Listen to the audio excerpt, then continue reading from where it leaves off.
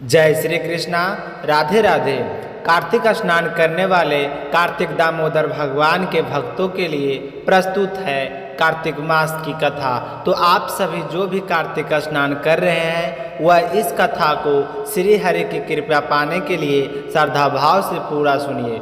कथा शुरू करने से पहले कमेंट बॉक्स में लक्ष्मीपति नारायण की जय हो जरूर लिखें और शीला भक्ति चैनल को सब्सक्राइब करके इस वीडियो को ज़्यादा से ज़्यादा शेयर करें। भगवान श्री हरि विष्णु आपकी सारी मनोकामनाएं पूर्ण करें, आप हमेशा सुखी रहें, संपन्न रहें। तो आइए आप सभी की मंगल कामना के साथ सुनते हैं कार्तिक मास की कथा। सत्यभामा कहने लगी कि हे प्रभु, कृपया करके मुझे मेरे पूर्व जन्म के बारे में बताइए कि मैं पूर्व जन्म में कौन था और कौन कौन से दान व्रत के तप किए थे, मेरा स्वभाव कैसा था, मेरे जन्मदाता कौन थे और मुझे मृत्यु लोक में जन्म क्यों लेना पड़ा, मैंने ऐसा कौन सा पुण्य कर्म किया था जिसकी वजह से मैं आपकी अर्धांगिनी बनी थी। तो श्री कृष्ण भगवान कहने लगे कि हे प्रिय, अब मैं तुम्हारे द्वारा पूर्व जन्म के किए गए पुण्य कर्मों को विस्तार पूर्वक कहता हूँ, तुम ध्यान से सुनना। पूर्व जन्म में सतयुग के अंत में मायापुरी में एक अत्रि गोत्र में वेद वेदांत का ज्ञाता देवशर्मा नाम का एक ब्राह्मण निवास करता था। वह प्रतिदिन अतिथियों की सेवा, हवन और सूर्य भगवान का पूजन किया करता था। वह सूर्य के समान तेजस्वी था। उसकी सारी उम्र बीत गई, उसे संतान की प्राप्ति नहीं हुई। जब वह वृद्धावस्था में पहुंचा तो उसे गुणवती नामक एक कन्या की प्राप्ति हुई। तो वह कन्या ब्राह्मण पाकर वह ब्राह्मण बहुत ही खुश हुआ। उस पुत्रहीन ब्राह्मण ने अपनी बेटी के बड़े होने पर उसका विवाह अपने ही एक शिष्य के साथ कर दिया। उस शिष्य का नाम था चंद्र था। वह चंद्र को पुत्र के समान मानता था और चंद्र भी उस ब्राह्मण को अपने पिता की भांति सम्मान देता था। एक दिन वह दोनों कुछ संबंधी लेने के लिए जंगल में गए थे। वे जब हिमालय की तलहटी में भ्रमण कर रहे थे तब उन्हें एक राक्षस आता हुआ दिखाई दिया। उस राक्षस को देखकर उसके भय के कारण उनके अंग थिल हो गए। वे इतना डर गए कि वहाँ से भाग नहीं सके। तब उस काल के समान राक्षस ने उन दोनों को मार डाला। वे दोनों धर्मात्मा थे, इसलिए मेरे पार्षद उन्हें मेरे बैकुंठ धाम में मेरे पास ले आए। उन दोनों द्वारा आजीवन सूर्य भगवान की पूजा किए जाने के कारण मैं उन दोनों को अंतिम प्रसन्न हुआ और गणेश जी, शिव जी और सूर्य व देवी इन सब की पूजा करने वाले मनुष्य को स्वर्ग की प्राप्ति होती है। मैं एक होता हुआ भी काल और कर्मों के भेद से 5 प्रकार का होता है। जैसे एक देवदत्त, पिता, भ्राता आदि नामों से पुकारा जाता है। जब वे दोनों विमान और अरुण होकर सूर्य के समान तेजस्वी रूपवान चंदन की माला धारण किए हुए मेरे भवन में आए तो भी दिव्य भोगों को भोगने लगे। और उधर घर पर जब गुणवती को पता चला कि राक्षस ने उसके पति व पिता को मार डाला है तो वह विलाप करने लगे। कहने लगे कि हे पतिदेव, हे मेरे पिताजी, मुझको त्याग कर तुम कहाँ चले गई? मैं अकेली तुम्हारे बिना कैसे रहूँगी? क्या करूँगी? मेरे खाने पीने का, वस्त्र का प्रबंध कौन करेगा? घर में प्रेम पूर्वक मेरा पालन पोषण कौन करेगा? मेरी रक्षा कौन करेगा? मैं कुछ भी नहीं कर सकती। मुझे विधवा की रक्षा कौन करेगा? मेरे तो तुम दोनों के सिवा कोई नहीं है। अब मैं कहाँ जाऊँ? मेरे पास कोई ठिकाना नहीं है। इस तरह का विलाप करते हुए गुणवती चक्कर खाकर गिर पड़ी और बेहोश हो गई। बहुत देर बाद जब उसे होश आया तो वह पहले की भांति करुण विलाप करते हुए शोक सागर में डूब गई। कुछ समय बीत जाने के बाद जब उसने अपने पिता और पति की मृत्यु के बाद मुझे क्या करना चाहिए, जब उनकी तो मृत्यु हो चुकी है, यह तो सच है, इसे बदला नहीं जा सकता और मुझे अब अकेले ही रहना होगा। मुझे मेरे पिता और पति की क्रिया करनी चाहिए जिससे उनकी गति हो। इसलिए उसने अपने घर का सारा सामान बेच दिया और उससे जो भी धन राशि मिली उसे अपने पति और पिता का श्रद्धा कर्म किया। तत्पश्चात वह उसी नगर में रहते हुए 8 पहर भगवान विष्णु की भक्ति करने लगी।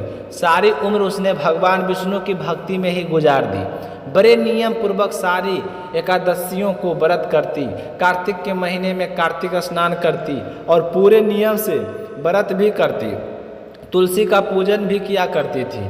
हे प्रिय, एकादशी और कार्तिक व्रत तो मुझे बहुत ही प्रिय है। इनमें मुझे मुक्ति, भुक्ति, पुत्र तथा संपत्ति प्राप्त होती है। कार्तिक मास में जब तुला राशि पर सूर्य आता है तब ब्रह्म मुहूर्त में उठकर स्नान और व्रत करने वाला मनुष्य मुझे बहुत ही प्रिय है, क्योंकि यदि उसने कोई पाप किए हैं तो स्नान व व्रत के प्रभाव से उसे मोक्ष मिलती है। कार्तिक में स्नान, जागरण और दीपदान तथा तुलसी के पौधे की पूजा करने वाला मनुष्य साक्षात विष्णु भगवान के समान होता है। कार्तिक मास में मंदिर में झाड़ू लगाने वाले, स्वास्तिक बनाने वाले तथा भगवान की विष्णु की पूजा करने वाले मनुष्य जन्म मरण के चक्कर से छूट जाते हैं। इस बात का पता गुणवती को था, तो उसने सोचा कि इस जन्म में तो मैंने कष्ट भोगे हैं, पर मैं इस जन्म में भगवान विष्णु की पूजा करके मेरा अगला जन्म सुधार सकूं। यह सोचकर गुणवती प्रतिव्रत श्रद्धापूर्वक कार्तिक का व्रत और भगवान विष्णु की पूजा करती रही। इस तरह जाप और तप करते हुए वह बूढ़ी हो चली, काफ़ी कमज़ोर हो गई थी। कार्तिक का महीना जब आया, वह किसी न किसी तरह बड़ी मुश्किल से गंगा स्नान के लिए चली गई। गंगा तक पहुंच तो गई, परंतु वहाँ बिल्कुल ही कमज़ोर हो चुकी थी। उसे बुखार भी आया हुआ था। फिर भी उसने गंगा में स्नान कर लिया। स्नान करके जैसे ही बाहर निकली तो बुरी तरह से कांपने लगी। इस तरह वह मृत्यु को प्राप्त हो गई। जब उसकी मृत्यु हुई तो मेरे दूत उसे मेरे धाम ले आए। तत्पश्चात ब्रह्मा आदि देवताओं की प्रार्थना पर मैंने कृष्ण का अवतार लिया, तो मेरे गण भी मेरे साथ इस पृथ्वी पर आए, जो इस समय जादव है। तुम्हारे पिताजी पूर्व जन्म में देव शर्मा थे, जो इस समय सराजित पूर्व जन्म में चंचदा शर्मा जो तुम्हारा पति था वह डाकू है। और यह देवी तू ही हुआ गुणवती और कार्तिक व्रत के प्रभाव के कारण ही तू मेरी अर्धांगिनी और प्रिय पत्नी बनी। पूर्व जन्म में तुमने मेरे मंदिर के द्वार पर तुलसी का पौधा लगाया था। वह इस समय तेरे महलों के आंगन में कल्प वृक्ष के रूप में विद्वान है। उस जन्म में जो तुमने दीप दान किया था उसी के कारण तुमने इतनी सुंदर देह पाई है, और तुम्हारे घर में साक्षात लक्ष्मी का वास है। तुमने पूर्व जन्म में अपने सभी व्रतों का फल प्रतिस्वरूप विष्णु जी को अर्पित किया था। उसी के प्रभाव से इस जन्म में तुम मेरी प्रिय पत्नी बनी हो। पूर्व जन्म में तुमने नियम पूर्वक जो कार्तिक मास का व्रत किया था उसी के कारण मेरा और तुम्हारा कभी भी वियोग नहीं होगा। इस प्रकार कार्तिक मास में व्रत आदि करने वाले मनुष्य मुझे तुम्हारे समान प्रिय है, और दूसरे जब तक ज्ञान, यज्ञ, दान आदि करने से प्राप्ति फल कार्तिक मास में किए गए व्रत के फल से बहुत थोड़े होते हैं, अर्थात कार्तिक मास के व्रतों का 1/4 भाग भी नहीं होता। इस प्रकार सत्यभामा भगवान श्री कृष्ण के मुख से अपने पूर्व जन्म के पुण्य प्रभाव से पर सुनकर प्रसन्न हुए। बोलिए बांके बिहारी की जय हो। अब सुनेंगे श्री कृष्ण की परम भक्त धना जाट की कहानी। इस कहानी को कार्तिक माह में सुनने से श्री कृष्ण भगवान प्रसन्न होते हैं। इस कथा को सुनने वाला व्यक्ति भगवान का परम प्रिय भक्त होता है। तो पूरे श्रद्धा भाव से बोलिए श्री कृष्ण भगवान की जय हो। भगवान श्री हरि विष्णु के अवतार श्री कृष्ण की जय हो। कमेंट बॉक्स में जरूर लिखिए। धना जाट का जन्म 20 अप्रैल 1415 ईस्वी में राजस्थान के टोंक जिले में हुआ। कला नाम के गांव में एक समान जाट परिवार में हुआ था। इनके पिता एक किसान थे जिनका नाम रामेश्वर जाट था, तथा इनकी माता का नाम गंगाबाई गढ़वाल था। धन्ना जाट एक उच्च कोटि के कृष्ण भक्त था। वह कवि हुए इन्हें धन्ना भक्त और धन्ना सेठ के नाम से भी जाना जाता था। इनकी भक्ति का प्रताप ऐसा था कि स्वयं भगवान श्री कृष्ण इनकी गाय चराने आया करते थे और इनके साथ भोजन भी करते थे। इनके गांव धुआं कलाक में सिख समुदाय के लोगों ने धन्ना जी के नाम से एक गुरुद्वारे का निर्माण करवाया। धन्ना जी के द्वारा गाए हुए कई पदों को गुरु ग्रंथ साहिब कि गुरुवाणी में भी स्थान दिया गया। तो ऐसे ही अद्भुत भगवान श्री कृष्ण के परम भक्त की कथा आज आप सुनेंगे। बोलिए बांके बिहारी की जय हो। धन्ना जी का जन्म सामान्य कृषि परिवार में हुआ था। इनके पिताजी खेती करते थे और साथ में गौ पालन भी किया करते थे।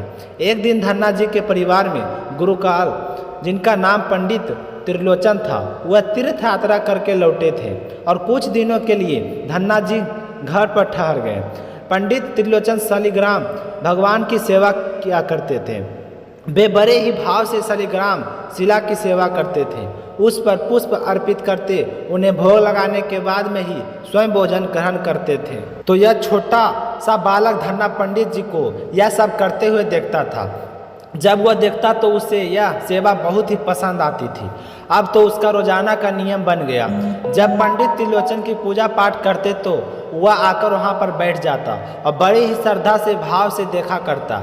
ऐसा करते करते कई दिन बीत गए। कुछ दिन बाद जब पंडित जी जाने लगे तब बालक धन्ना पंडित जी के शालिग्राम भगवान के लिए जिद करने लगा। पंडित जी से कहने लगा कि आपके पास जो ठाकुर जी हैं वह तो मुझे चाहिए।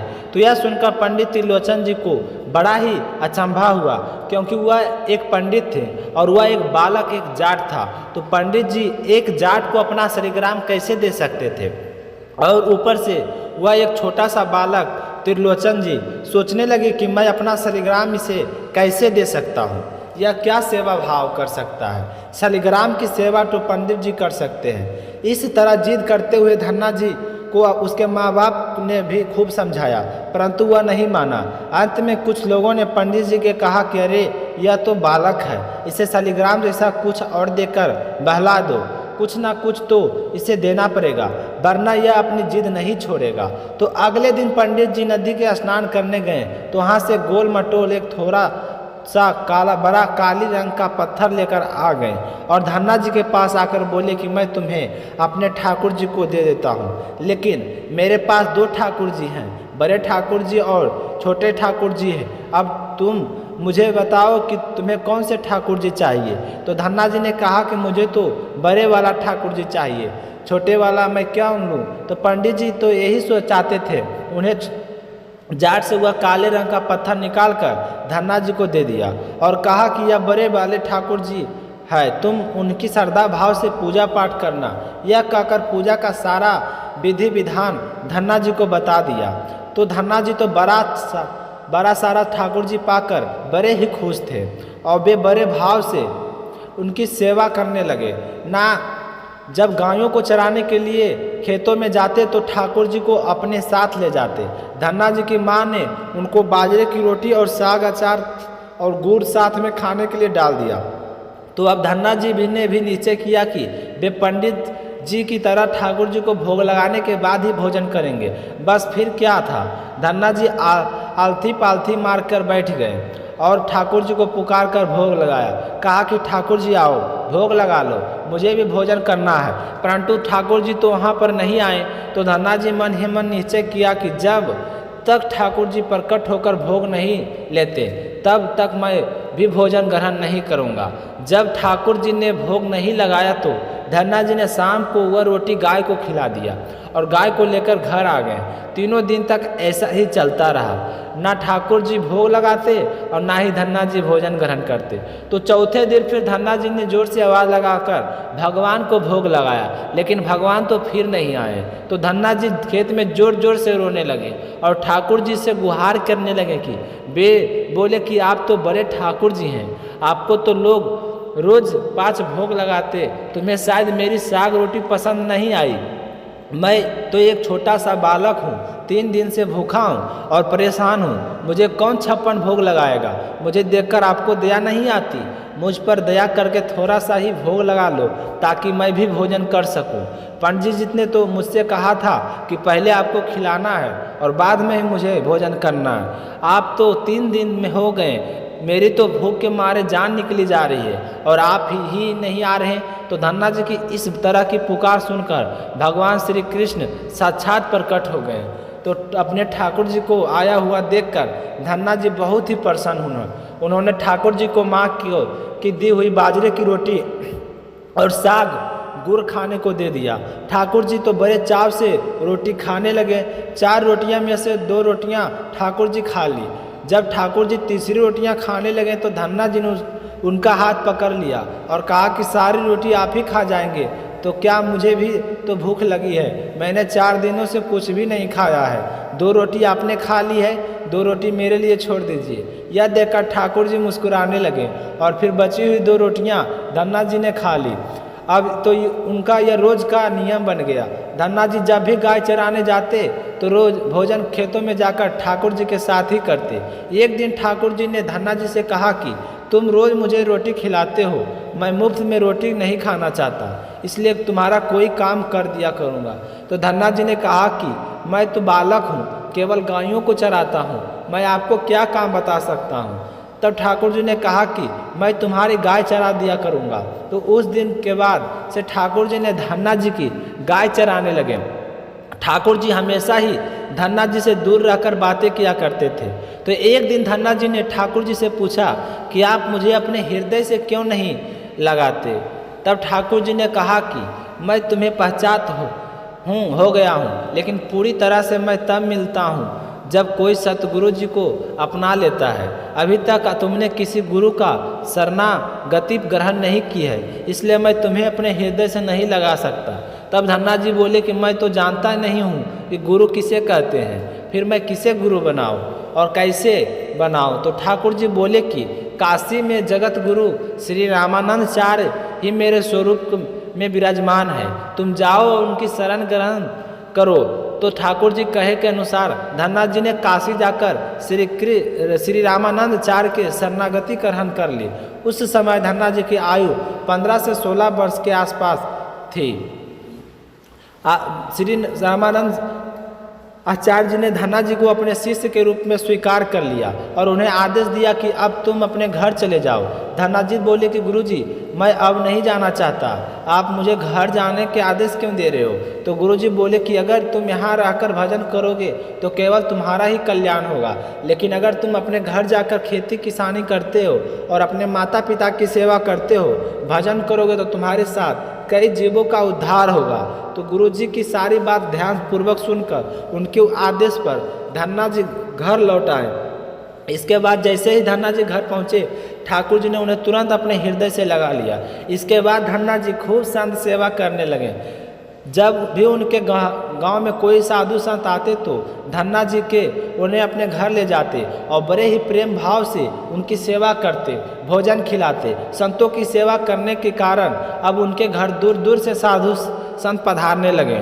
धन्ना जी उन सभी का प्रेम से आदर सत्कार करते, उन सभी का भोजन खिलाते। तो एक दिन धन्ना जी के पिताजी ने कहा कि देखो भाई, हम तो गृहस्थ लोग हैं, यदि महीने में एक बार कोई साधु आता है तो उनकी सेवा की जा सकती है, भोजन भी करा सकते हैं, लेकिन तुम्हारी इनसे ऐसी दोस्ती हो गई कि हर दिन कोई ना कोई साधु संत आया रहता है और साथ में 2-4 और साधु को भी ले आता है। बेटा यह बात ठीक नहीं है, हम अपनी खेती बाड़ी का काम करें या फिर इन साधुओं की सेवा करें। तुम तो अभी बालक हो, कुछ कमाते हो नहीं, तुम्हारा पालन पोषण भी हम करते हैं और ऊपर से तुम साधुओं को बुला लाते हो। इस प्रकार इन निठल्ले साधुओं की सेवा करना ठीक नहीं है। इस तरह धन्ना जी के पिताजी अपनी आवाज़ को तेज करते हुए बोले कि एक बात कान खोलकर सुन लो, आज के बाद यदि तुम किसी साधु को घर ले आए हो तो मैं घर से मैं नहीं घुसने दूंगा। यदि साधुओं की सेवा करनी है तो तुम्हें पहले कुछ कमाई करो, फिर अपनी कमाई से साधुओं की सेवा करना। तो पिताजी की बात सुनकर धन्ना जी तो उदास हो गए और चुपचाप खड़े हो गए। तब पिताजी ने डांट लगाते हुए कहा कि आज के बाद किसी साधु को घर में लेकर मत आना और जब जाओ खेतों में जाकर गेहूं बोकर आओ। तुम्हें भी पता चले कि अनाज कहाँ से आता है और कितनी मेहनत करने से आता है। अब खेत एकदम से बुआई के लिए तैयार था, बोरी में बीज के गेहूं रखा है। इस बार बैलगाड़ी को जोड़ो और उस पर रखकर ले जाओ, खेत में जाकर बो देना। पर यहाँ याद रखना, अगर तुम्हें रास्ते में कोई साधु मिल जाए तो उसे लेकर घर मत आना। तो धन्ना जी ने अपने पिताजी के कहे अनुसार गेहूं की बोरी रेलगाड़ी पर रख ली और खेत में बोने के लिए चल दिए। धन्ना जी थोड़ी ही दूर चले कि उन्हें मार्ग में 5-6 साधु संतों की टोली आती हुई दिखाई पड़ी। धन्ना जी ने बैलगाड़ी से उतरकर उन अष्टांग प्रणाम किया। संतों ने धन्ना जी को आशीर्वाद दिया और पूछा कि बेटा, इस गांव में धन्ना जी का घर कौन सा है? सुना है कि वे जगत गुरु श्री रामानंद आचार्य के शिष्य हैं और बहुत ही छोटी उम्र में उन्होंने भगवान का प्राप्त कर लिया है, तो हम भी उनका दर्शन करना चाहते हैं। अगर आप हमें उनका घर बताने का कष्ट करें तो उसकी अति कृपा होगी।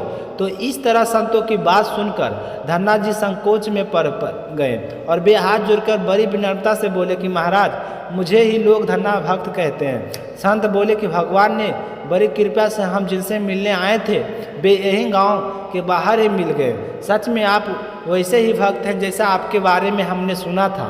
कितनी विनम्रता है आप में। तो चलिए आपके घर चलते हैं, वहीं पर बैठकर बातचीत करेंगे। तो धन्ना जी ने सोचा कि अभी पिताजी ने साधुओं को घर लाने के लिए मना किया था। यदि मैं खेतों के बीच बोने की बजाय इन संतों को घर लेकर चला गया तो पिताजी तो आसमान सिर पर उठा लेंगे और इन साधुओं के साथ साथ मुझे भी भगा देंगे। तब धन्ना जी कुछ देर विचार करने के बाद में बोले कि महाराज, अभी मेरे घर पर कोई नहीं है, मैं तो खेतों की तरफ जा रहा हूँ, आप भी मेरे साथ चलिए, वहीं पर बैठकर हम बात करेंगे। तो धन्ना जी की बात सुनकर संत जी बोले कि कोई बात नहीं, हमें तो आपसे मिलना था, आप चाहे जहाँ मर्जी ले चलें, हम वहीं चलेंगे। तो फिर नाथ जी उन सभी संतों को लेकर अपने खेत पर चले गए। खेत में एक पेड़ के नीचे चबूतरा बना हुआ था। साधुओं का वहीं पर बैठाकर बोले कि महाराज, आप यहीं पर कुछ देर तक विश्राम कीजिए, तब तक मैं आपके लिए भोजन का व्यवस्था करता हूँ। यह कहकर धन्ना जी वहाँ से बैलगाड़ी लेकर चले गए। बैलगाड़ी लेकर धन्ना जी सीधे बनने की दुकान पर पहुँचे। वहाँ पर उन्होंने बैलगाड़ी में जो बीच वाला गेहूँ था का बोरा था उसे उतारा और बनिए को बेच दिया और उसमें दाल बाटी और चूरमा का सारा सामान खरीद लिया। सामान लेकर धन्ना जी खेत पहुँच गए और उन्होंने संतों के साथ मिलकर बहुत ही बढ़िया दाल बाटी और चूरमे का प्रसाद बनाया और फिर पहले भगवान को भोग लगाया। उसके बाद में बड़े प्रेम पूर्वक उन संतों का भोजन करवाया। इसी बीच भगवत चर्चा भी होती रही। संतों को भोजन करवाने के बाद बड़े प्रेम से उन्होंने विदा भी कर दिया। संतों के जाने के बाद धन्ना जी सोचने लगे कि बीज वाला गेहूँ को तो बेचकर मैंने संतों को भोजन करा दिया, अब खेत में क्या बोऊंगा। अगर घर जाकर पिताजी से मेरे फिर से बीज मांगा तो पिताजी बहुत नाराज होंगे। यह सोचकर धन्ना जी ने बोरी में रेत भर ली और आसपास के लोगों को दिखाने के लिए उसी रेत को खेत में बोने लगे। धन्ना जी ने राम राम का नाम लेते हुए शाम तक उस रेत की बोरी को खेतों में बो दी। उसे इस तरह अनाज बोते हुए आसपास के खेत वाले देख रहे थे और सारे सोच भी रहे थे कि पहली बार आया है, फिर भी यह बालक कितना मेहनती है। यह तो सोच रहे थे कि धन्ना जी गेहूँ बो रहे हैं, उन्हें क्या पता धन्ना जी तो रेत बो रहे हैं। सारी रेत बोने के बाद धन्ना जी के बड़े ही प्रसन्न मन से घर की ओर चलती और सोचने लगे कि खेत में तो कुछ उगना तो है नहीं, तो देखभाल भी नहीं करनी पड़ेगी। जैसे ही धन्ना जी घर आए तो उसे देखते उनके पिताजी ने पूछा कि बेटा गेहूँ बो आए? तो धन्ना जी बोले कि जी पिताजी गेहूँ बो आए। ऐसा करते करते कई दिन बीत गए। कुछ दिनों के बाद गांव में कुछ बूढ़े बुजुर्ग लोग धन्ना जी के पास आए और बोले कि तुमने खेत में कैसे बोया? ऐसी फसल तो हमने अपने जीवन में आज तक नहीं देखी। ऐसा लगता है कि जैसा गेहूं एक एक दाना नाप नाप कर समान दूरी पर बोया गया है और सारे ही दाने उग गए। इतनी सुंदर फसल तो हमने आज तक नहीं देखी।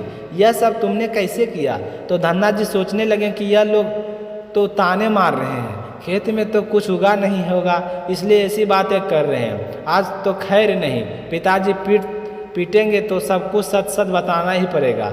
मैंने गेहूं का क्या क्या किया? तो उसके पिताजी ने गांव वालों को कह दिया कि धन्ना जी ने तो पहली बार खेत बोया है, ऐसा क्या जादू किया कर दिया इसने, चलो चलकर देखते हैं। तो धन्ना जी और धन्ना जी के पिता अपने गांव वाले खेत पर गए। वहां जाकर तो सारे आश्चर्यचकित रह गए। धन्ना जी ने देखा कि जहां उसने रेत बोई थी वहां पर फसल उगाई है और ऐसी सुंदर फसल तो धन्ना जी ने अभी कभी नहीं देखी थी। तो फसल को देखकर धन्ना जी को भगवान की कृपा का एहसास हुआ और उनकी आंखों से आंसू निकल आए। फिर धन्ना जी जोर जोर से रोने लगे।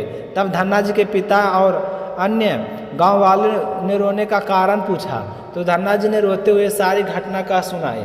धन्ना जी बोले कि पिताजी जब आपने संतों को घर लाने के लिए मना कर दिया था और खेतों में बोने के लिए जो गेहूँ मुझे दिया था, उसी दिन मार्ग में कुछ संत मिल गए थे और मैं उन संतों को लेकर खेत पर चला गया और वह बीज वाली बोरी ले जाकर बनियों को बेचती और उन संतों को भोजन करवा दिया। और बाद में आकर मैंने सोचा कि अड़ोस पड़ोसी आपको शिकायत लगाएंगे, इसलिए मैंने पूरे खेत में रेत की बोरी भरकर बो दी।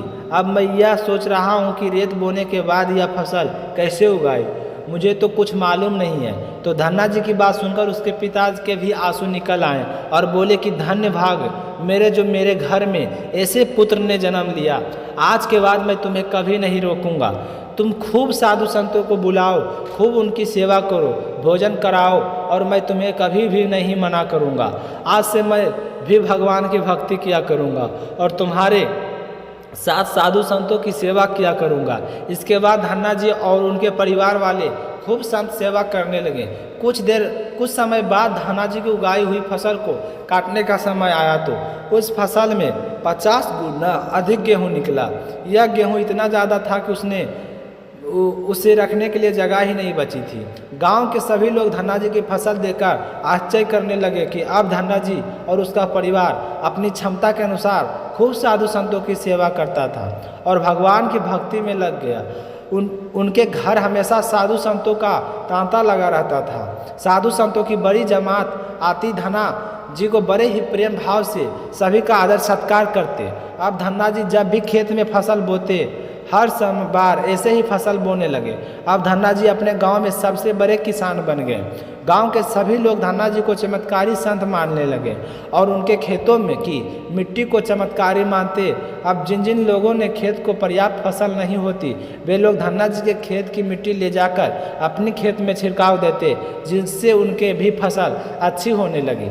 अब तो चारों ओर धन्ना जी की जय जयकार होने लगी। तो एक बार भगवान जी ने सोचा कि क्यों ना धन्ना जी की परीक्षा ली जाए। तो धन्ना जी के गांव में अकाल पड़ गया। धन्ना जी बड़े किसान थे, उनके पास खूब खेती थी और अन्न के भंडार भी भरे थे और आसपास के क्षेत्रों में ब्राह्मण संत गरीब और ज़रूरतमंद धन्ना जी के पास मदद की उम्मीद आने लगे। धन्ना जी उन्हें दोनों हाथों में से भंडार लुटाने लगे। कोई भी ज़रूरतमंद उनके घर खाली हाथ नहीं लौटता। धीरे धीरे धन्ना जी अब अन्न भंडार समाप्त होने वाला लगा, परंतु धन्ना जी ने निश्चय किया कि जब तक उनका सामर्थ्य है वे किसी ज़रूरतमंद को निराश नहीं करेंगे। वे अपना सब कुछ बेचकर भी लोगों को मदद करने लगे। तो धन्ना जी की सेवा भाव से प्रसन्न होकर एक दिन उनके पास संत का भेष में स्वयं ठाकुर जी आ गए। संत ने उन्हें तुम्बा के बीज दिए और कहा कि धन्ना जी, इन बीजों को अपने खेत में बो दो। जब इनकी फसल पक जाए तो उससे जो प्राप्त हो उसे लोगों की सेवा खर्च कर देना। तो धन्ना जी ने ऐसा ही किया। संत की आज्ञा से उन्होंने तुब्बे का जो बीज थे खेत में बो दिए। तो गांव के लोग कहने लगे कि लगता है धन्ना जी पागल हो गई है, ऐसे भीषण अकाल में फसल बो रहे हैं और वह भी तुम्बा की। इस करवे तुम्बे को तो पशु भी नहीं खाते, तो यह केवल कमंडल बनाने का काम आता है। अगर ऐसी फसल अगर उगाई भी तो गई तो क्या काम आएगी, कोई फायदा नहीं होगा। परंतु धन्ना जी तो संत के कहे अनुसार अपने पूरे खेत में तुम्बा के बीज बो दिए। कुछ दिनों बाद तुम्बे की बेल उगाई। सभी लोग आश्चर्य करने लगे कि ऐसे भीषण अकाल में बिना पानी के कोई फसल कैसे उग सकती है। कुछ ही दिनों में धन्ना जी के खेत में तो हरा भरा हो गया। इसी भी धन्ना जी के ज़रूरतमंदों की सेवा करते रहे। धन्ना जी ने अपना सारा अन्न भंडार लुटा दिया। उनके घर में जो फसलें के बीज रखे थे वह भी संतों को भोजन कराने के लिए दान में दिए। अब उनके पास अपने परिवार के गुजारे लायक भी अन्न नहीं बचा था। गांव के लोग कहने लगे कि बड़ा मूर्ख है जो सारा अन्न लुटा दिया, अपने परिवार के लिए कुछ भी नहीं बचाया और फसल भी वहीं तो तुम्बे के जिसे खा भी नहीं सकता। तो धन्ना जी ने लोगों की बातों से कोई फर्क नहीं पड़ा। वे तो भगवान के नाम लेते और लोगों की मदद करते। और एक दिन ऐसा आया कि धन्ना जी की खेत की फसल पक गई। अब तो उनके पूरे खेत में तुम्बे की दिखाई दे रहे थे। तो धन्ना जी सोचने लगे कि अब तो दान करने के लिए तो कुछ बचा है, इन तुब्बों को मैं कमंडल बनाकर संतों को दे दिया करूँगा। तो धन्ना जी खेत में लगे सभी तुम्बों का फल तोड़कर अपने घर ले आए। घर आकर जैसे ही धन्ना जी ने खूब तुम्बे का पमंडल बनाने लगे, काटा तो देखा कि वह तुम्बा अंदर से हीरे ज्वार के कीमती रत्नों से भरा हुआ था।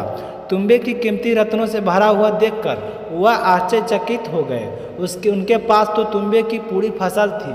उन्होंने देखा कि सभी तुम्बों में ऐसे ही कीमती रत्न भरे हुए हैं। अब उनके पास इतने कीमती रत्न का और जवाहर का हो गई कि उतने में तो किसी राजा के पास भी नहीं हो सकते थे। इस चमत्कार को देखने के बाद धन्ना जी उन संत की याद आई जिन्होंने तुम्बा के बीज दिए थे। तो उन संत ने कहा था कि इस फसल से जो भी तुझे प्राप्त हो वो लोगों की सेवा करना। अब धन्ना जी तो फिर लोगों की सेवा में लग गए, फिर दोनों हाथ में से लोगों की मदद करने लगे। उस समय वह अकाल कई वर्षों तक चला। उस समय धन्ना जी ने अपने घर में और आसपास के कई गांवों में लंगर शुरू करवा दिया। आसपास के सैकड़ों लोग वर्षों तक धन्ना जी का लंगर में 3-3 समय भोजन करके जाया करते थे। धन्ना जी ने अपने जीवन काल में कई मंदिरों, पवड़ियाँ, तालाब तथा धर्मशाला बनवाई थी और इस तरह से साधु संतों की और ज़रूरतमंदों लोगों की मदद की थी। तो लोग धन्ना जी को धन्ना सेठ का कर बुलाने लगे थे। धन्ना जी जैसा धनी आज तक कोई नहीं हुआ। वे धन और मन दोनों से धनी थे। आज उनके नाम से ही धनी लोगों को धन्ना सेठ की उपमा दी जाती है। तो आज के आप लोगों को कथा कैसी लगी कमेंट करके ज़रूर बताइए। और अभी तक आपने शिला भक्ति चैनल को सब्सक्राइब नहीं है किए हैं तो ज़रूर से ज़रूर कर लीजिए। मिलते हैं अगली व्रत कथा में, तब तक अपना ख्याल रखिएगा। जय श्री कृष्णा, राधे राधे।